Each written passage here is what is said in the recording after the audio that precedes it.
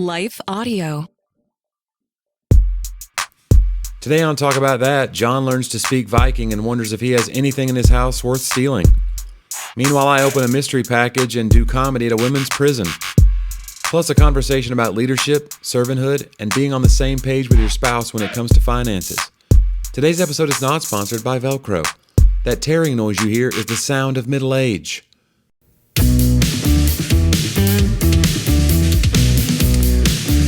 Buckle up, it's going to be a bumpy ride, Johnny. Let's talk about that. John and Jonnie taking you through the turbulence of your week, bringing you something to make you feel better, Johnny. We're at a cruising altitude of... Do you think it's really necessary to tell us all that? Do we have any idea what it means? I like to know the altitude. What's the difference to you between 20,000 and 35,000? 15,000. Do you think you feel differently up there? I know when you get in the clouds, it can get real choppy. It's smoother up there. Is it? Yeah. Why don't we go any higher than that, though? You get to a point where you're like, don't go up there. You can't. Yeah, it's like the top shelf. Your dad says, don't go up there and check. Yeah. It's exactly like that. Just like that. Did your dad not have a top shelf that he... I don't know. I think did your dad have a liquor cabinet up there? What's going on, John? What are you trying to reveal here?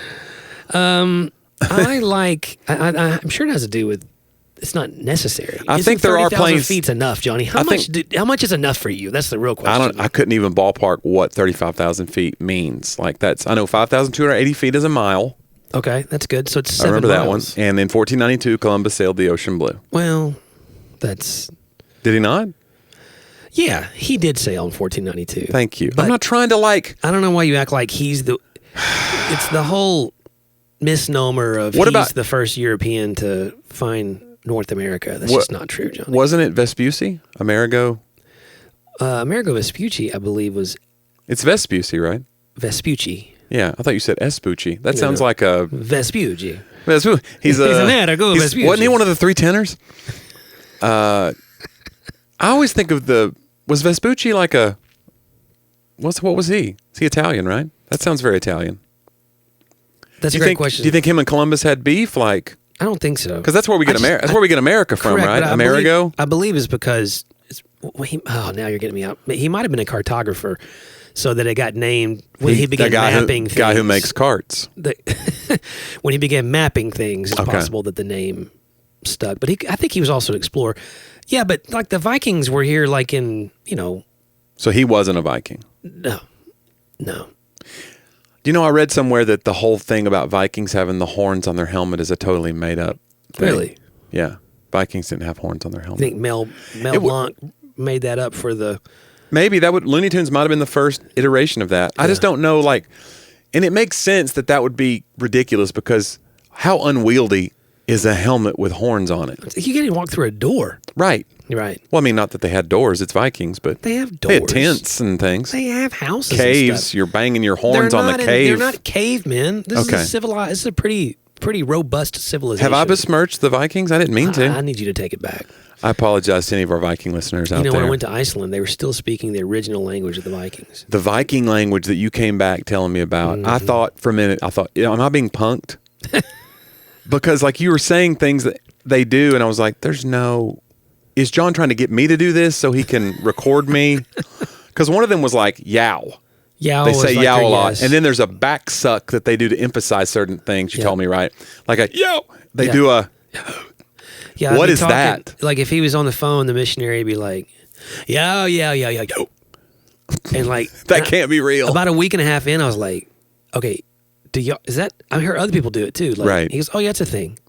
But he didn't even know he was doing it, really. It's just like a thing. It was just one of their things, Johnny. We need an emphasis. We don't have anything like that, although we say... I think if somebody was to study our culture, they'd be they really say a lot and and they... Yeah. There's a lot of filler words. Yeah. And there's a lot of ums. So maybe our yow. I notice a lot of people say, you know what I mean, instead of finishing the thought so I'd know what they mean. Or I'm just saying. Right. You're you didn't say anything. I'm just saying, though. But did you? There's a lot of inference. Yeah. Yeah. There's a lot of you get the gist, don't you, everybody? Right. And you've not given me the information to give me the gist. Right. You just think I've received it by osmosis. So what am I, like Shakespeare? I mean, I want you to tell me. I don't need clues. I want to know. Okay, anyway, I did read, back to the plane thing, that there are planes that go to like 40 and 45,000 feet. But I think that's like an international flight, intercontinental flights. Do you think that you could take a Viking helmet on that flight, or would they confiscate it? I think that's a no-no. I don't know if that fits in the overhead, unless it's one of those big ones. I want to go on one of these flights where they've had the things that lay down like a bed. Reggie does when he goes to Australia and stuff. Yeah, I want that little on the bus. That's probably just first class, though, right? That's not like everybody's seat. That's probably like... Oh, it's first class. Yeah. But you lay down and it's like it. You're it's saying, like well, of course I'd be first class. I deserve it. Jonnie, I mean, come on. I mean, it's like a fully enclosed. You lay down. Oh, you get a cabin. Yeah, it's almost like the coffin bunks on the tour buses. Yeah. Like you get your own little. You pull your thing. Those are some paranoid little things, though. You've been on a tour bus, right? Yeah. So the first time I did the tour bus experience, I just remember feeling so paranoid because I'm 6'4" anyway, and I was probably close to 3 bills then. So I'm just like wedged into this thing, and I was in the middle because Tim Hawkins always wanted the bottom bunk so you could just roll out. Yeah. There's no falling if there's any turbulence, any something going on the road. But so I'm above him, and let me just say, there's some creaking going on in these things. They're put together pretty tight. Yeah. But like you put a 300-pound man above you, and I roll over, and I felt very self-conscious of it. Yeah. Like Tim's underneath that, like, I got to get a skinnier opener.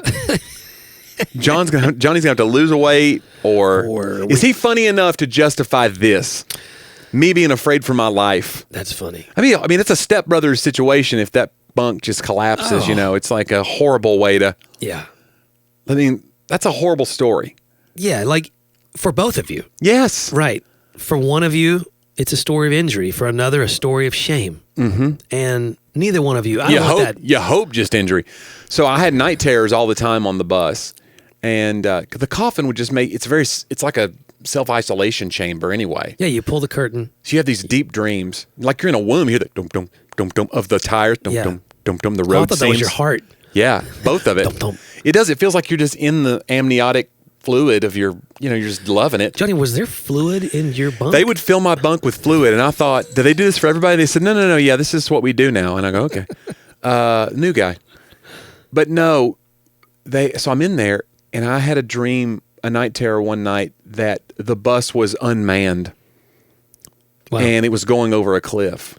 Well, how is it still going if there's no one pushing the pedal? You don't think that through? I just thought like the bus driver fell asleep or whatever. And so I try to jump out as it's going over the cliff in my dream, and I jump out of the middle bunk, which is, 4 feet in the air.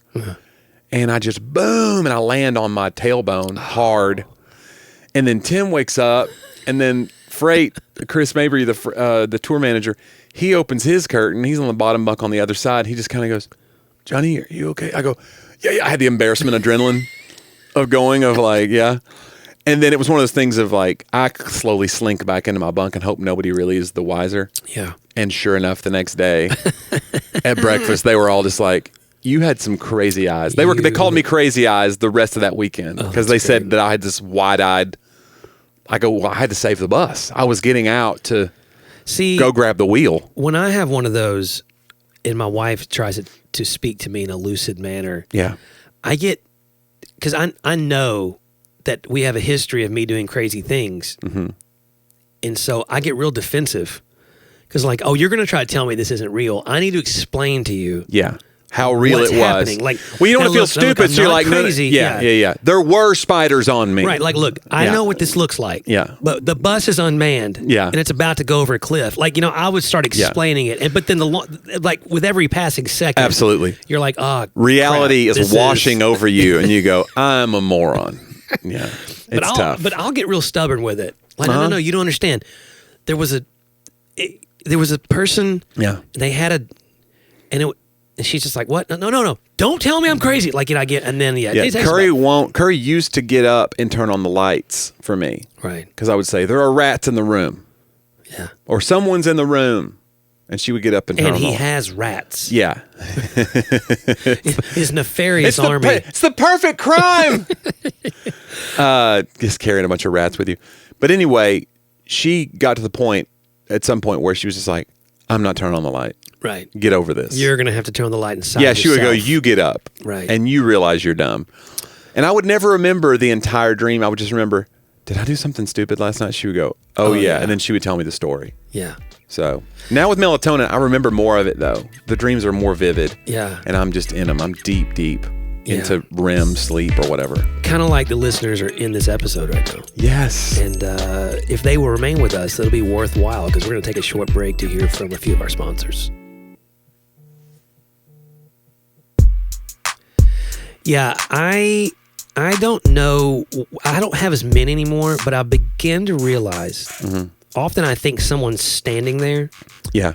And if I can logically put myself into just a place of thinking, right, I would go, who's going to, just like a movie. Right. But in real life, someone who's here to harm me is going to just stand over not you. Going to stand there for 20 minutes just looking at me. Right. That's probably the coat rack. Right. Like, they're really bad at this if that's what they're doing. Because I'm completely vulnerable and my eyes are closed. But in a horror movie, that's exactly what happens. You stand and you wait for your moment to spring on the person. Because they take enjoyment from the fear. Yes. But in real life, you're just there to steal John's television. Exactly. And the quicker you can get John out of the way. Do you think people would steal TVs anymore? TVs are so much cheaper now. Yeah, that's a great point. Like, what is in your house worth stealing? Tell me. Do you have like jewelry? I don't think I want to talk about this on the... I'm just saying like electronics used to be the thing people would go after. Right. Oh, I'm going to get this guy's stereo. Now it's like, this thing's too heavy. What would we even get for it? Like, people don't have stereos. They have Bluetooth speakers on their mantle.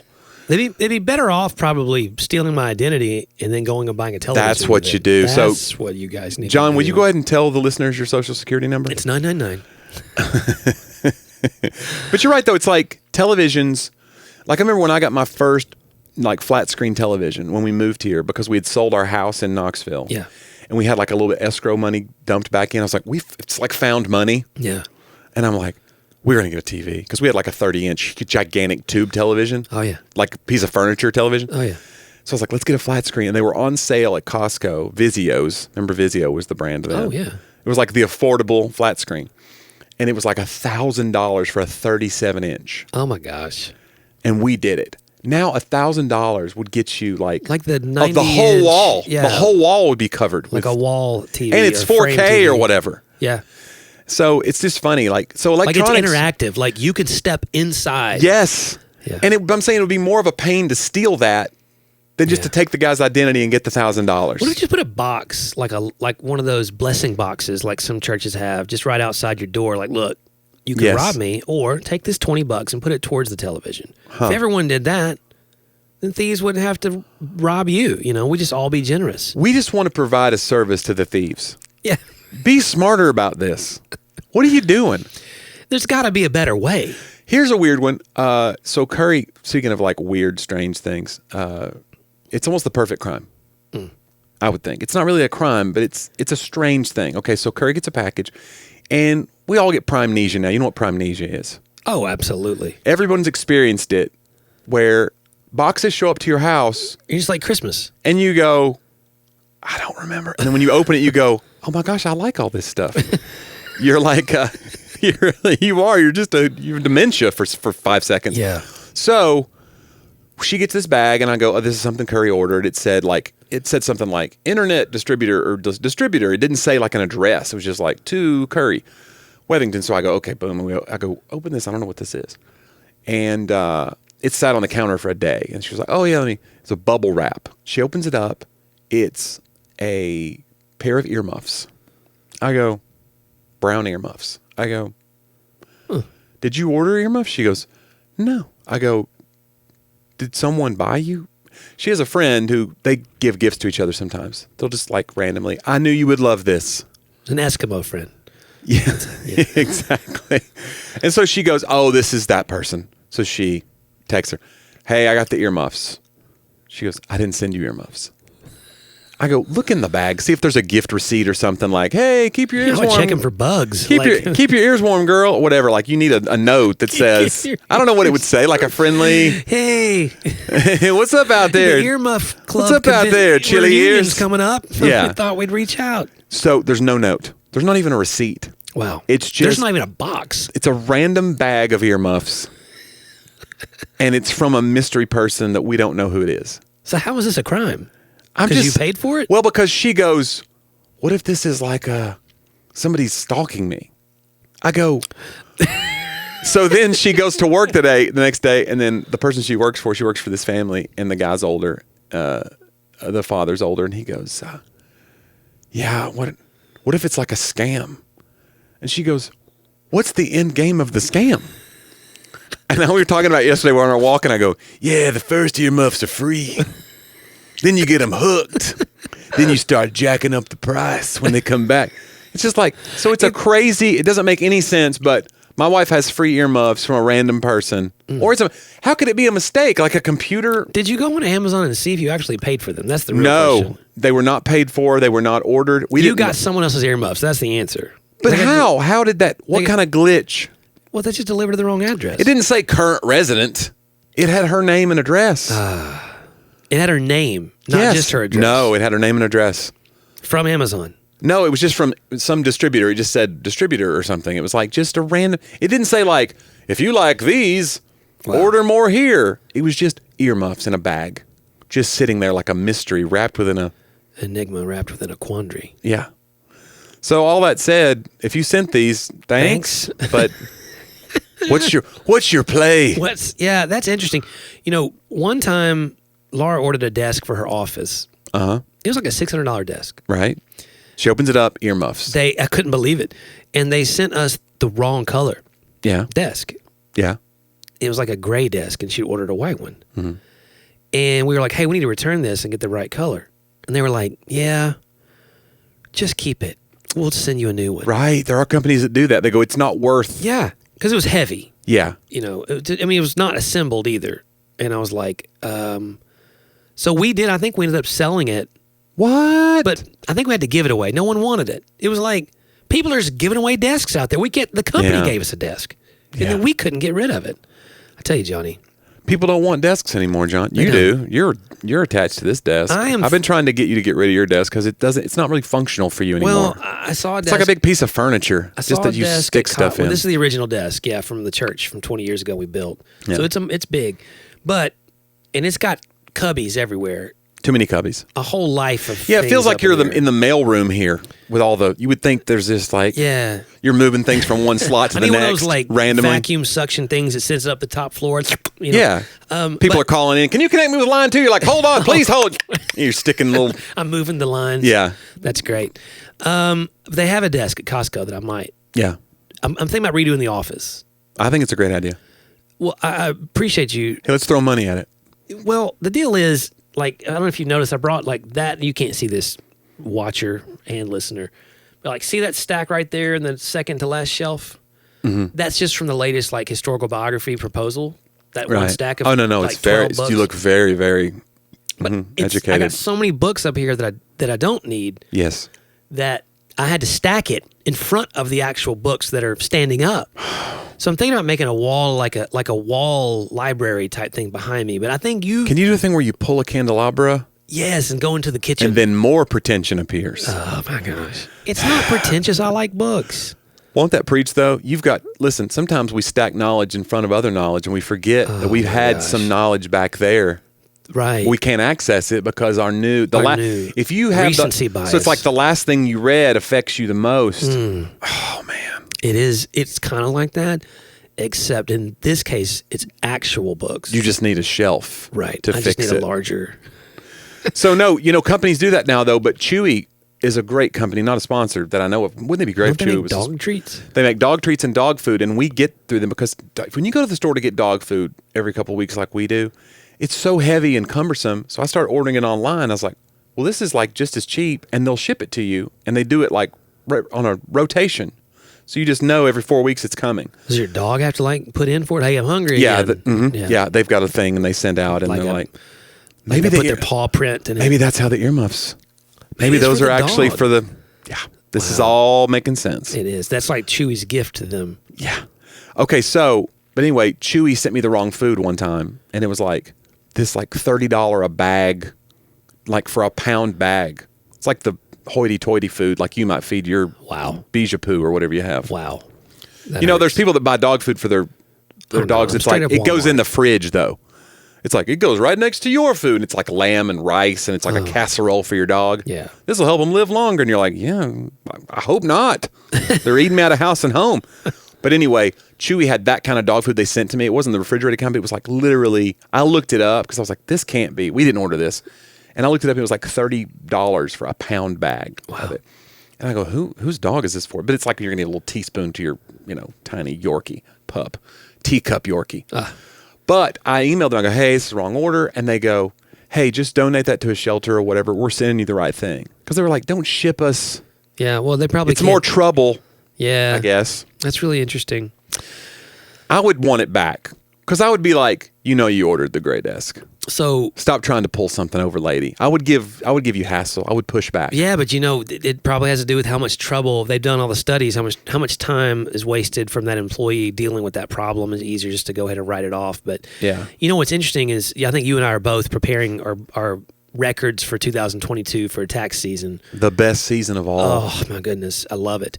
And as I'm going through and I'm actually doing also a full family financial. A full family financial? A full family financial evaluation right now. Would you say that it's fiscal? It's a full family fiscal financial well, we need family evaluation. Evaluation. And so I have categorized basically every charge on every Won't your statements do that anyway, though? Don't you have an automatic button you can push? They won't. Nah, they don't line up in my categories. Oh, because you've got your own. Yeah. This says Walgreens, but it was candy. Because I have that sometimes. It'll be like, you spent $1,000 at Walgreens. You're like, man, we had a lot of prescriptions this year. It's like, oh no, I got that chocolate and those chips, and then they were the only thing open on Christmas Day, so we bought our whole. Right. Got a Halloween bought some lean costume. cuisines. Yeah. A greeting card. Walgreens is a weird place. You can go in there and get like candy and like film developed oozing sword gel. Yeah. And then like a sweatshirt that says Mount Juliet Bears on it. Yeah. Yeah. And then, like, and electronics on the back. They always have like local high school sports teams on sweatshirts. Walgreens, not a sponsor. No. But I realized when you try to do Amazon, they don't make it easy to, because we do a lot of Amazon. Well, Amazon's everything, so it could be. Right. So I can't just categorize those. Is this where you tell me you bought the earmuffs? Jonnie. And you didn't know how to write it down? Merry Christmas. But you go through Amazon, you'd think would allow you a button that would just be like, hey, download into a CSV file all the transactions on the year. Nope, you got to scroll. So I had to scroll manually through all the Amazon transactions because I'm looking for business expenses above all. Yeah. And so, because any kind of book. Or anything that you can convince the government was a business expense. Well, like when you're a writer, there's a lot of research, books, media subscriptions, things like that help me prepare, Jonnie. They help me.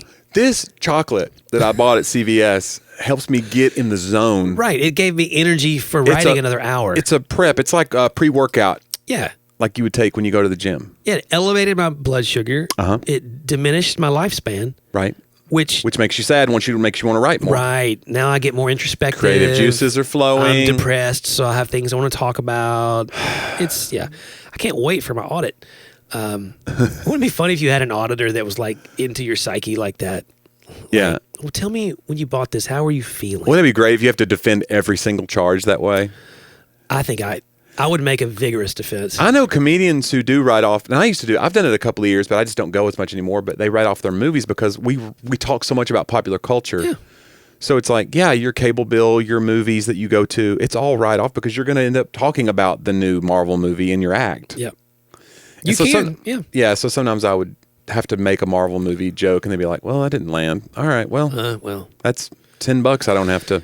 Yeah, the hard thing is like if I'm on a trip already with the family, like a volleyball trip or something, but I do a bunch of writing over the weekend, I can't count it.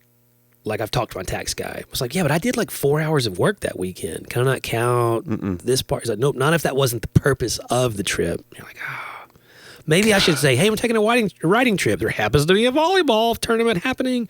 But see, that feels... What if you paid your fair share and didn't gripe about it? I feel that I pay my fair share. How about not trying to skirt the law? I don't want to skirt the law. I just want to... Pants the cut law. The corners a little. Wait.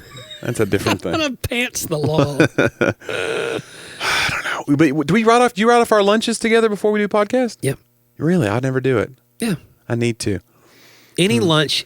But you get half, right? You don't get all.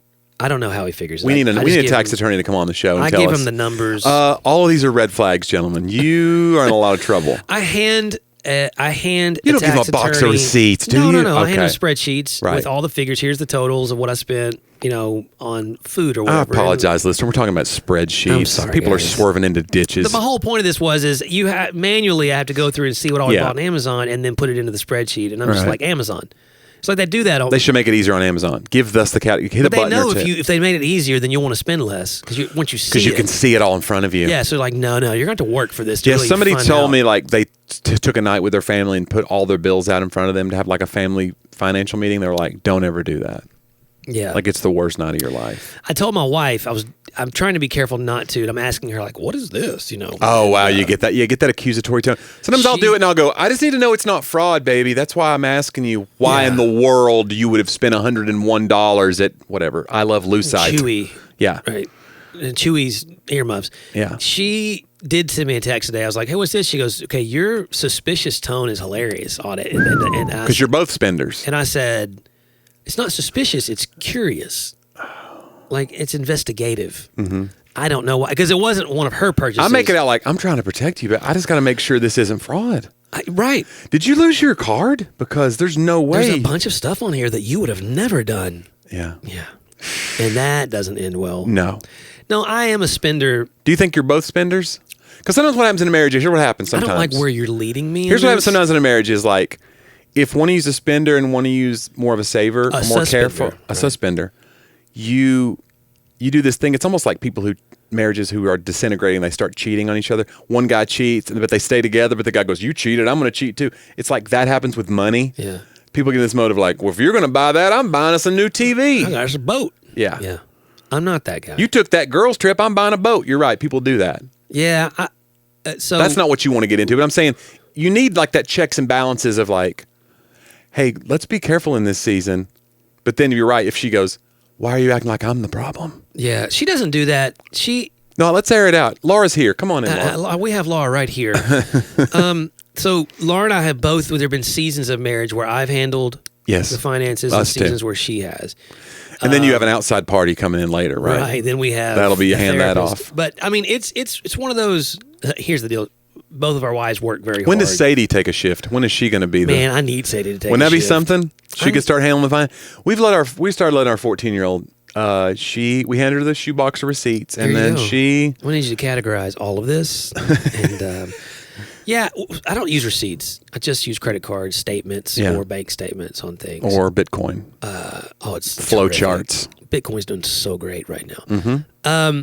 Yeah, I think it's one of those. I will say this: my second year of marriage, current marriage, right? My first marriage, which I'm still in. And that's such a pastor joke. I'd like to thank my first wife for being here today. She's actually still my wife. Anywho, I remember my wife went to a financial workshop. Yeah. For budgeting and stuff. And I was very, I don't know, I think me and you were kind of both this way in the beginning. I was very like, my parents were very generous. Mm-hmm. They worked in the church. Right. Someone's in need, you help them. And like money's just something you don't worry about. Yeah. You be generous, don't worry about it. God's in control. Do your best. And you're saying you've grown out of that. Now you're more of a miser. Right now, I'm not generous at all. Yeah. But I would light on the side because of my insecurity of not understanding everything about money. Yeah. Not understanding it. Your late teens, early 20s, it's like you see, mortgage language. Yeah. You don't know what an escrow account is. Right. You don't know what PMI is. You don't really understand interest rates. That's the thing when you wake up a lot to go to the bathroom at night, right? Right. PMI? No, I think that's where you share too much information. And no, wait, that's TMI. Yeah. No, I think that's okay. So I remember like she begged me like, hey, look, I went to this workshop. And it's really, really good stuff because we were actually in some debt. I was irresponsible, and she had. You trusted the wrong guys, and then some bad guys were after you. I remember this. I remember this phase. We were on the lam. Yeah. Anyway, I don't know where that expression came from. Yeah, because it's LAM. It's not like a lamb. I wonder if it's Latin. Huh. I wonder if it stands for something like laughing and I don't know. I don't know. And so we went on our first like real trip, our second year of marriage, to Destin. Yeah. Since our honeymoon, just me and her. And I was like, I don't want to do it. She's like, will you do it for me? So I read a book on like budgeting. Yeah. And I remember like it was a spiritual experience. Yeah. Like I had all this, I got over the shame, learned a few things. I still have so much to learn about money stuff, but like when we got on the same page financially, it did change a lot about our marriage because we weren't arguing about money. Yeah. We paid off all of our debts in like 6 months when we were on the same page, and got an emergency fund and got things moving. But I remember like when I counsel young couples, I always tell them like, if you think like there's always these tropes. One of you is a spender, one of you is not. Yeah. But it was like, hey, the most important thing here is that you guys share a philosophy. Yeah. And you probably don't coming into it. You're going to come from wherever your family experiences were. And for mine, it was more, don't worry about this. It'll take care of itself. And that's not good. My philosophy is nihilism. I think it's all burning down anyway, so let's run this card up. Let's spend because tomorrow we There die. really are people like that in America who are like, look, we're going to die in debt anyway. Let's have some fun. Yeah. We're on this spinning rock. I will say, yeah, there's the whole debt ceiling conversation happening right now. There is like a feeling of, what is debt anymore? Yeah. You know what I'm saying? It's like, these are just numbers in a computer. Money's a concept. Right. It's a construct. Yeah. But, I mean, it was huge. And it did, I felt like even, again, from a spiritual standpoint, or maybe from a conflict standpoint, like just regardless of what it is, the key is, live in the tension, deal with the tension of your philosophies about it, and then share a plan. I think that's true for almost all areas of a marriage. Like, find a way to go. You don't need to share a personality. And you don't have to agree completely on all the parts that lead up to that. But, like, find a way on the stuff that you have to share. Because, look, both of your credit, scores are going to be reflected. It's true, by what you're you do. tied together inextricably. Exactly. Your bank accounts. Like, this is affecting both of you, and you have to spend collectively. Yeah. So, find a way. So, even when we've gone through, we've had much, well, I wouldn't say we had much. We've had better days when we weren't in as much debt because we still have a mortgage. And we had days where we had more debt, but I think that philosophy acceptance together, and then it ebbs and flows. Well, you get into a pattern where, we need to return to this. And I think that's kind of what the New Year kind of world does. And even the tax season is like, hey, it's a time to reevaluate. You can look at everything. Yeah. Like I found that we both have a Canva subscription. Like you see that That's charge, funny. you don't pay attention to the fact that it's happening twice. Yeah. That's so funny. So it's like, okay, I cancel one of those today. We don't need. We have two of those. Hulu and Hulu Plus. Why? How would that happen? Yeah. I've been watching commercials on Hulu for no reason. Yeah, I've got the Plus login. You want it? It's so, and that's the thing. Funny. These subscriptions, man. Yeah, that's where they get you. These a la carte things that we all have that are like $5 a month. Listen, I want to take this moment to say to our patrons, it means a lot to us, the fact that you would give us $5 a month, though, because it helps us make the show. Yeah. So as we rail against a la carte subscription plans, And as you look through all the things you've been spending over the last year and think, and you go, what is it? What is this even? Is it even adding? We hope we've added at least $5 a month. am I to your getting life. anything out of this? And the answer, maybe no. Maybe not. But we're getting something out of it. And we appreciate it. This keeps John and I from stealing televisions from other people's homes. Right. Like instead of putting a box outside your porch for thieves like us, Yes. you could just go and give us the $5 because we're coming for it anyway. What was the thief box? I think I missed that part That's of your. what I said. Like, just leave some money for the thieves. Like, hey, I'm contributing to your television fund. Please don't break in. Here's $20. I missed. That's a great idea. It's almost like the people who don't want to do trick or treaters. They just put a bowl of candy. Yeah. And then one kid's going to come take the whole bowl. But whatever. You tried. They did that. You can't hold them responsible for what the one kid did. It's like the pennies at the gas station. Need one, take one. Yeah. Do you think any thieves would leave anything? Every now and again, that'd they're be great. like, you know what? They took a 20. I had a good month. Like left your neighbor's of jewelry. pillaging. And so I'm going to go ahead and. There's goodwill among thieves, I'm sure. That's the myth, right? Yeah. What is it called? Honor among thieves? Well, actually, I think it's no honor among thieves is the expression. Oh, okay. Meaning like they'll turn on each other in a heartbeat. Oh, right. It's not I got it backwards. Yeah, you did the exact opposite of what it is. So you're saying I shouldn't be a thief? Well, I'm not sure that you've done the research.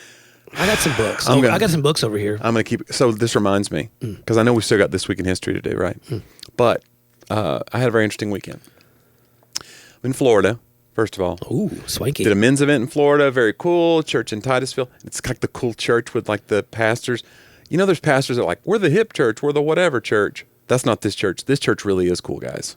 Oh, wow. Not like us. No, they got like a pastor with a handlebar mustache and tattoos and stuff, but he's not like putting on airs. That's just his background. He's like totally sold out for Jesus, like great guy, awesome guy, great church, amazing people. So I've done other events for them. They had me back. So then I have Saturday, I'm kind of there. So I added something in Tampa because I had a Sunday show in Ocala. And so I was like, while I'm here, I'm trying to find something to do Saturday. Well, this woman reaches out like a month ago on my Facebook page. She messaged me. She goes, I've been showing your clips to the women. I do prison ministry at this women's prison, and I've been showing your clips, and they love you and blah, blah, blah. And thank you so much. It's so encouraging. These women, they don't ever get a chance to laugh in a long time. Some of them are lifers. Wow. I was like, that's so sweet. And she goes, I can't remember how, I just felt impressed to just be like, I'm coming to Central Florida. I'd love to come do something there if it would ever work out. You know, I'm going to be there this day. And so we started talking back and forth. She was thrilled with the idea. And so we put it together for that morning. So Saturday morning, I get up at dawn, basically, to drive over to Ocala. And it was it's called what was it called? The Florida Women's Reception Center, which sounds... It sounds lovely. Sounds amazing, right? Yeah. Like, are you staying at the Sheraton? No, I'm at the Florida Women's Reception Center. Yeah. Not that. Not that at all. This is a Supermax prison. Wow. Like, it's the spiral barbed wire, chain link quads, the whole thing. Like, you go in one door, you go into this door, and then the other one opens up. Yeah. Once they, two keys have to turn at the same time kind of a thing. Wow. Metal detectors, the whole thing. So I go in there with her and bring my guitar, and they had set up this show, and the women were going to come in, and she goes, we're going to be outside. Well, it's 50 degrees. It's an unseasonably cold day in Florida even, because it's been warm there, but now it's, for whatever reason, they go, we're going to try to get everybody to come down, but they're going to be on the other side of this chain link fence all around. So I'm in the center. If you can imagine, chain link fence in a circle, and then chain link fence is divided up like a spider web on these quads. So there's like violent offenders are separated from, nonviolent, et cetera. And there was some women who were just kind of coming and going. You could tell they had privileges or whatever. And they're rolling like a book cart, but it's outside. So I'm in the middle of this quad, and there's a guard tower, 20 feet high, 30 feet high. I'm at the base of that standing on the ground, and they've got like a little like church sound system set up. And they go, we'll start in about 30 minutes. I go, okay. And I'd probably put in my head, this is going to be interesting and it'll be whatever. And I wasn't going to be like, we need to have this, because they have a chapel, but it only holds 120 people. And they're like, we're going to invite like 1,000 inmates down for this. I go, okay. So, but it's cold. So they go, we don't know who all's going to come. And some people just have their own thing. And it's visiting day. So a lot of people have visitors. So they're going to be occupied with that. So we're just going to see who comes down. Well, a few hundred women did come down, and they come down to the edge of the fence, and they just stood. And then it's like, you're on. And I just have to go up and stand and deliver. Wow. And I was nervous about it, but also like, I want it to be good for them. I wasn't like, I don't want to bomb here. How awful. It was more like, man, I came all this way. I want to bless these people. Like, who knows what they're going through? Yeah. You don't know people's stories, And the woman who was in charge of the prison ministry, Nicole, she's so sweet. And her husband are there. And she's actually a felon herself, an ex-felon. And so she had been in the prison system and has been out for years. And this is her ministry back to give back. And so, and her husband's in recovery culture. So he goes and speaks places about drug addiction and things. So I was like, oh, this is so amazing. So these people are great. And I just want to if I'm here, I want to, do well, but not out of like a narcissistic way. I want to bless these. And I just started off, and I was like, okay. And I just started hearing laughs, and I'm like, and they're 20 feet, 30 feet from me, but it's in like in a semicircle around me. And so I keep trying to like make more eye contact than I normally make. I was really trying to connect. Yeah. And so I did like an hour. Holy cow. They were so great.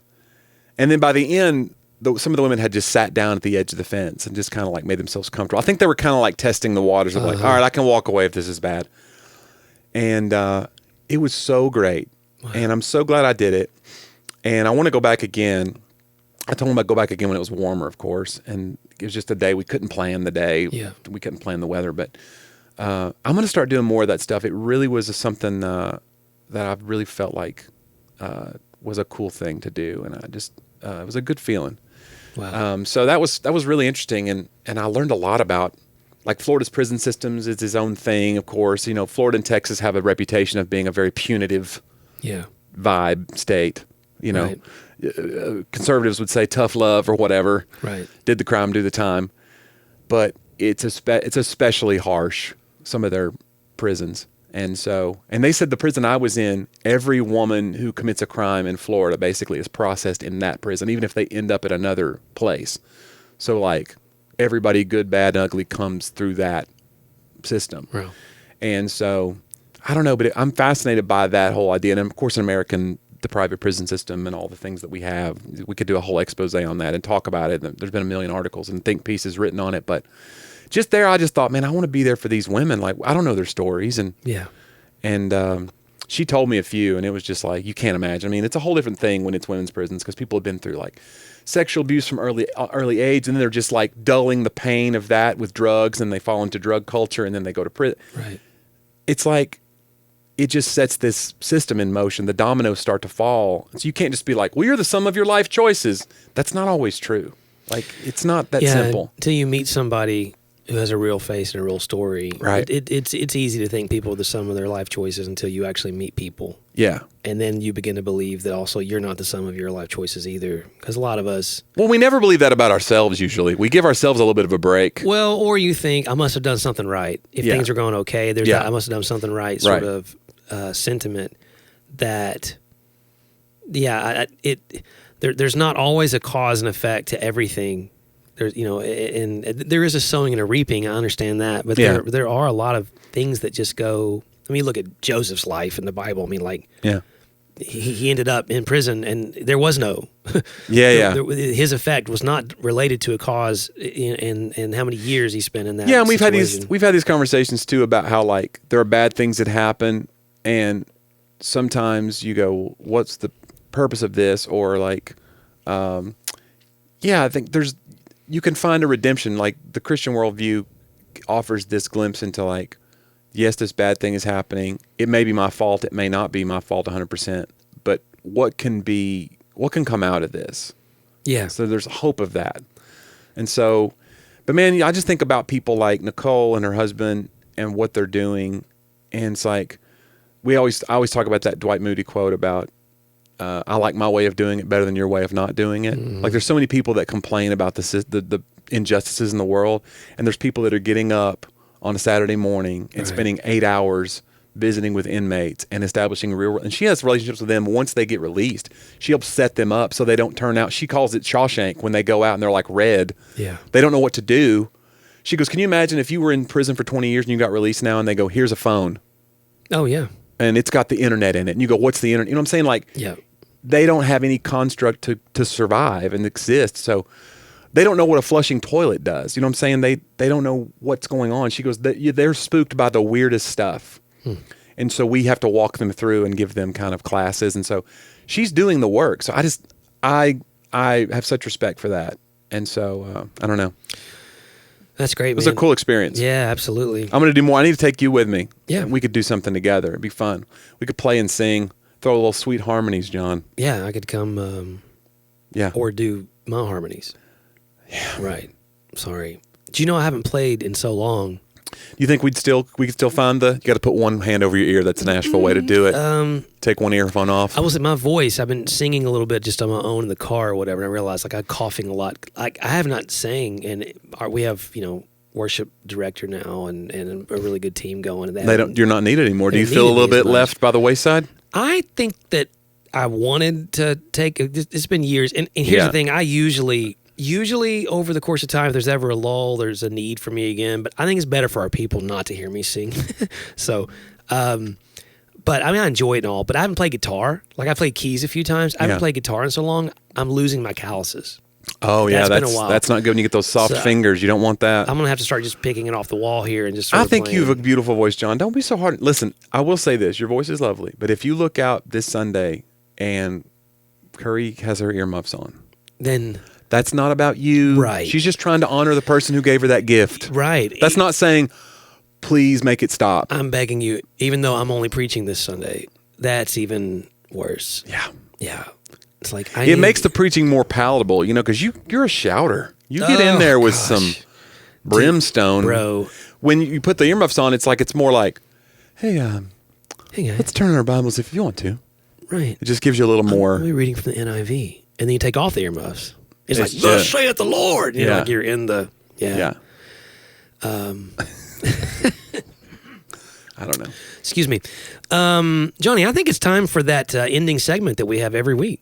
Oh, is that right? I think it is. We're going to take a deep dive into history, this week in history, in a segment we like to call Talk About Then.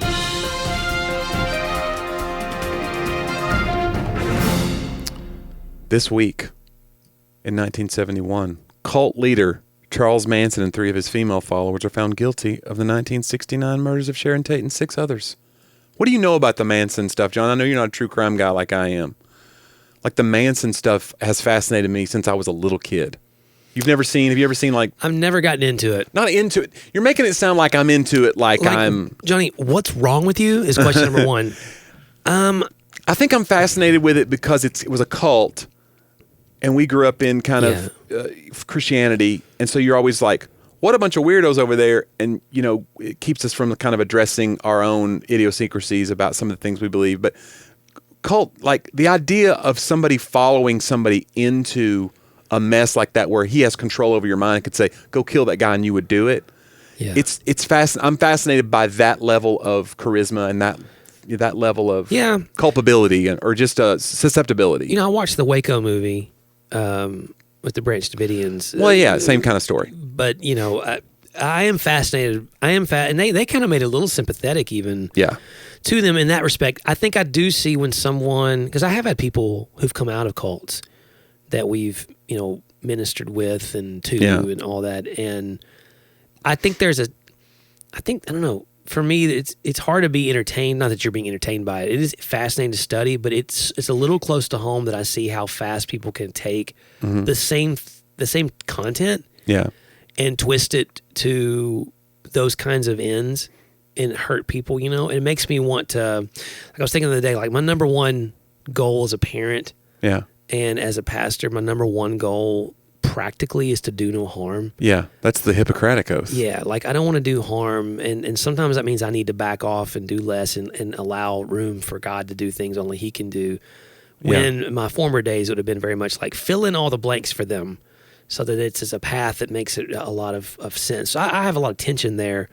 And I do think that a lot of the systems we see in church structure today, whether they become true cults or not, they do lead to very unhealthy power structures, very unhealthy systems in which I think this is always the key for me. When the people at the top are held to a different standard instead of to a higher standard, that's when you should start to worry. They should be the first ones. Whatever the principles are that you're leading by, they should be the first ones. If you're leading in Jesus's kingdom, they should be the prime examples of that. The first one to wash your feet with those principles. Like they're serving through the principles. So anyway. Also, I'm not in a cult. I should just make that clear. Okay. I'm not for them. And my next sermon series is titled "Washing Your Feet with Principles." I don't know. I may have mixed a few biblical metaphors. It's like you're exfoliating. The principles have hard edges on them, and all the dead skin comes off. I need to grind this down to a... Sheesh. All right. The first Emmy Awards this week, 1949. Oh, wow. Let me see who won anything. Pantomime Quiz Time won for most popular TV program. Oh, I loved that show. A show that we still watch today. We watch it today. Lord. Shout out to our Emmy-winning friend. Oh, that's right. Jeffrey Harmon. Emmy. If you need a producer, you need a videographer. He'll help you find it. I met a guy this weekend who called himself a videographer, and it made me think of Jeffrey because he used to talk about people who would say videographer. He doesn't want to... Yeah, he never wants you to be... Never is he a videographer. It's cinematographer. He's a director of photography. Oh, even more prestigious. Yeah, he's a DP, or he also has his certification to run drones. I forget what all of those... He's a dronographer. Drone pilot. Certiphotographer, dronographer. Sorry. He washes your feet with principles. John Dillinger was captured this week, 1934. Wow. He escaped from the escape-proof Indiana Crown Point maximum security prison So that's false advertisement. Not so escape proof. Yeah. And then he used a fake gun. According to the FBI, he used a fake gun carved from a potato. However, he claimed it was carved out of wood, while others said he had a real gun. This is how myth happens, John. Yeah. When you can have what you told people was a wood gun, some people think is a real gun, Someone else and the thinks- FBI says that's a potato. But either way, he broke out of jail with it. My favorite jailbreak story, by the way, was this guy who broke out by putting a gun under his fat roll. He was a very obese person. Yeah. And somebody snuck in It's a like gun. Eglon, except in reverse. Somebody snuck in a gun, and I was like, was he fat when he went in, or was that the plan? Like, was he beefing up? Like, yeah. Like his brother calls, it's tonight. He goes, I'm not fat enough yet. Just hold. Send more Big Macs. Yeah. Right. And I used to have a joke about it. I was trying to tell that story in my show, and I would say, that's the guy, like, when they sneak in the cake, like inside of it is another cake. Yeah. But anyway, he broke out with the gun from under his fat roll. But Dillinger had a potato. Wow. Potato gun. Wait, that is a thing. That is a thing. Did you ever make potato guns when you were a kid? No? No good Too thing. dangerous? No, I just never. Johnny, You shot real guns I shot BB guns a lot. at potatoes. Yeah, I was, yeah. The word robot is introduced into science fiction lexicon by the premiere of the Czech play R.U.R. The play begins in a factory that makes robots from synthetic organic matter. While happy to work for humans at first, a robot rebellion leads to the extinction of the human race. What year? This is 1921. Oh, wow. It's kind of prescient, Yeah. right? It's 100 years. Yeah, and that's what's happening. There's a robot rebellion because we're dealing with We're- AI, writing people's papers We're in for it them. right And now. Johnny and I do you think we're really going to reach Skynet levels of things? Are you afraid of that? Alarmist about it? No. What do you think? No, you just think it's going to. No. You think it's going to make people lazier, though? Clearly, right? You're afraid of Sadie not doing schoolwork because she can just type into a search box. True. Now, I do know kids can do that right now. There's apps. But are you afraid of Sadie not really earning her college degree and then being a dumb person because of AI? Here's the thing on that kind of stuff. People can cut that corner. My job as a parent is to help her realize the value of not doing it, and as if need be, helping her not to do it for now, so that someday she'll. So I mean, there's always a way. People have been cheating for years. Yeah. There's just new ways to cheat. The question is, are you a cheater? Like, I feel like this is the robot talking. Johnny, Did the robot tell you to say this? Don't be alarmed. Everything is fine. Cheating does not compute. We are friends. All right, go ahead. Cheating is a construct. Okay. The U.S. Virgin Islands, John, were purchased by the U.S. from Denmark for, you want to guess how much the sales price was? What year? This was 1917. Sales price of $25 million. Are you serious? Is that your guess? That's my guess. That's 100% right. Is it really? $25 million in gold. Unbelievable. The U.S. did you know this? No, I did not. Is this like in the back of your head floating around? I've probably read enough stuff that I just kind of go, what people were buying. What do I think the Virgin Islands were? I'm going to say, what was it, 1917? Let's see the value of the bullion that day. 25 million? Always.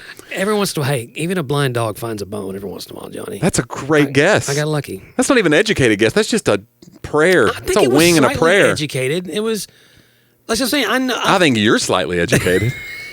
Have you seen the books, bro? I did. They're stacked up over there. I didn't read them. You're blocking other books. But they're there. All right. The U.S. took possession 2 months later, so there was a 2-month period of, I don't know what they counted the gold. I don't know what happens there. They weigh it, make sure it's not a fake gold bar. They're the only place in the U.S. Where traffic drives on the left. I didn't know that. Did you know that? No. So I guess it's almost like a British territory. But it came from Denmark? Yeah. It's probably a Denmarkian. It's a Denmarkian. Yeah. They need to make some demarcations on their road. Hey-o. Hey, now. Right? Okay. What about, you had one, Nellie Bly. Yeah, on January 25th, 1890, hold on. I scrolled down too far. Hold on, I'm way off the page now. John, Just people are forget it. waiting. Just forget I've got it. New I York can't World find it. Reporter, Nellie Bly arrives back in New York City. She was trying to beat Phileas Fogg's time of 80 days, which is from a novel. That wasn't even a real thing. Yeah, that was from Jules She's trying Verne. to, it'd be like me being like, this book said we can go to the moon and such, so I'm going to go to the moon on my rocket. It's like, what? That's a Yeah. made up story, but she did it. And did it in 72 days. It's the thing. If you think you can do it or you think you can't do it, you're right. That's the whole. She believed. She was the original Just Do It. She did it. She did it. Nellie Bly. Why do we not know more about Nellie Bly? And, well, I think this is a time when like women were completely marginalized too in culture. She literally did the most adventurous thing in the literature of the time. She went and did it actually. Why do we know more about Amelia Earhart than Nellie Bly? Well, I don't think we have to besmirch another woman in order to elevate this one. I'm not trying.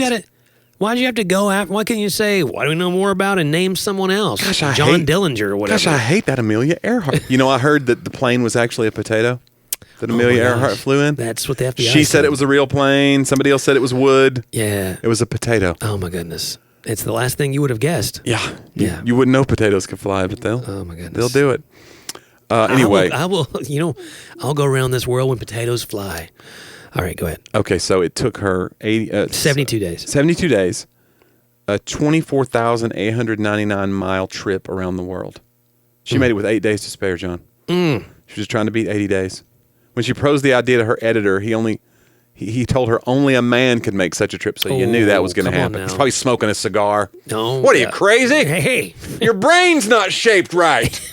And then he said some horrible misogynistic thing, and then she did it. You mean more horrible than that? Yeah. That's what I'm just trying to think of like such an Alec Baldwin thing. Trying to think of the Mad Men thing to say. You're like, what? You never. Yeah. You can't fit a purse in your suitcase. Yeah. You know what I'm saying? Like it's a. Yeah. She has a tiny suitcase. Yeah. She didn't. A tiny little. Yeah. And a hat box. How you gonna walk with them high heels on? Yeah. Do you see people wearing these hats, like multiple hats on their heads on plane because they don't have a hat box and they want to transport hats? Yeah, I've seen so that. They just get on an airplane with 6 hats stacked on their head. Stop doing this. I will say this. You're not a Lego person. I will say that a head is a perfect carrying utensil for a hat. It's, in essence, it's literally made for it. It's like a hat box in itself. Yeah, like some might say that the head is the natural hat box. Some might say that. I want to just put an argument together that your head is actually a potato. Okay, we'll end on this one. This is kind of a controversial one, but do you know who Bernard Goetz is? He's the subway vigilante from 1985. Oh, no. And it became a whole thing about gun rights and the right to protect ourselves because somebody was trying to mug him on the train and he just pulls out a gun because he'd been harassed a time or two before. So this time he brings a gun on and just opens fire. Wow. It's a long court case. And so it divided New York City because they're like, we're tired of the crime. So some people rallied behind him and some people were like, we can't just have people taking guns on subways and shooting at people though. Right. So it was kind of a tough one. And let's see, I'm trying to think what ended up happening. He was acquitted of attempted murder and first-degree assault charges, but convicted of criminal possession of a weapon and served 8 months in prison. In a civil trial in 1996, rather, the paralyzed youth was awarded $43 million. I wonder who he got the money from, though, because Bernie Goetz wouldn't have had $43 million. Maybe the city for not providing safety measures. Anyway, that's kind of that whole, the gun control arguments kind of really, rallied around this case because it kind of put everything into perspective. Because at that time, New York City was a very lawless, it was a murder capital of the world, probably. Right. It was that time. So here was this case that kind of made you choose sides. Yeah. He was this folk hero to some people, and then to others, it was like, we can't have this crazy. Yeah. He's not Batman. Right. So. Although, Batman didn't use real guns. He does now. That's the thing, in the latest iterations of Batman, he used a gun on some people. Really? It's like, that's not. Is that the Batman? The one with Ben Affleck, I think he has a gun in some of the stuff. I thought that he's not just trying to. Usually he has like a. He's just disarming you, and he's. Right. The ricochet bullet now hits you, and it's like, well, who's to say what happened? Right. I haven't. Isn't there? I'm rubber, you're glue. Whatever you shoot bounces. I don't know. Wait. That doesn't rhyme. But anyway, that was a very informative. Don't you think? Yeah. But I think the one to take away is Nellie Bly. We should be hearing more about Nellie Bly. Yeah. I want to. Maybe there's some deep dark thing, and she's cancelable now, and we don't know. I don't. Maybe you should just do some more research. I will. I want to go ahead and put a seed of doubt, a kernel of doubt in the listener's mind, though, that Nellie Bly was a good person. What you're doing is you're saying the reason I haven't heard of her must be that something's wrong. Like, that's true. It says more about me. That's Yeah. misogyny on my part. Well, I apologize, dear listener. Yeah. You know what, dear listener? We also apologize for anything else we said in this episode that might have offended you. But we do appreciate you listening, and you should listen to other episodes because they're out there. Talkaboutthatpodcast.com or wherever you find your fine podcasts. Yeah, you can go to any of the platforms, or you can also go to lifeaudio.com, yes. which is where our network is. You can listen there. You can also follow Jonnie, man. Go to his link tree or go to his website, JonnieW.com. That's Jonnie. Yeah, no H. Find out more about John's books, many, many books that he's written, leather-bound and smells of mahogany. Oh. Find those at johndriver.com or amazon.com. Just search John Driver. Yeah. Order enough of them that you're not sure what's on the porch. You know what I'm saying? Like, oh, this could be anything. I think you sent those earmuffs. Wouldn't that be terrific? It's like the perfect gift because it makes no sense. If like to send something random is a perfect crime. Tell you what, if it's someone who listens who knows us all, send another pair.